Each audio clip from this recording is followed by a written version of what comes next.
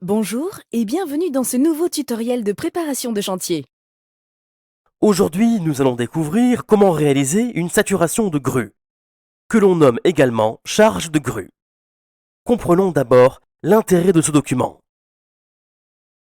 À ce stade, le planning est déjà établi. Le maîtrise opérationnel est également terminé. Nous sommes donc capables de combiner deux informations: les quantités d'ouvrages, les délais de réalisation de ces mêmes ouvrages.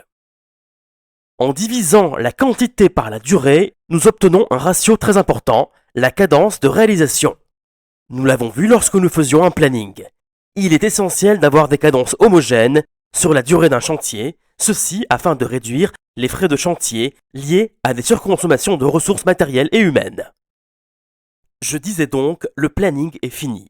Les cadences sont homogènes. Maintenant, nous devons répondre à une question essentielle. Combien faut-il de grues sur le chantier? Car sur un chantier de bâtiment, la grue est un peu comme le processeur d'un ordinateur. Elle donne le tempo en distribuant les matériaux et matériels entre les différentes zones de chantier. Tout comme le fait le processeur de votre ordinateur avec les données informatiques qu'il répartit entre les différents composants de la machine. Et que se passe-t-il lorsque votre ordinateur a trop d'informations à gérer en simultané? Il sature. Et tout l'ordinateur se met alors à ralentir. Pour éviter que le chantier ne soit ralenti, il faut donc anticiper ce phénomène en estimant avant les travaux la durée quotidienne de travail d'une grue pour savoir si elle suffira ou s'il faut lui donner du renfort en ajoutant une seconde grue. Comment procède-t-on? Le premier point consiste à établir le listing des ouvrages qui seront réalisés à une date donnée.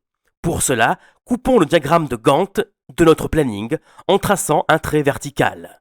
Listons ensuite tous les ouvrages réalisés ce jour avec leur cadence de réalisation. Nous appliquerons ensuite une simple formule en face de chaque tâche. Le temps total d'utilisation de la grue est égal à la cadence de production multipliée par un temps unitaire de levage. Ce temps unitaire de levage ne tombe pas du ciel.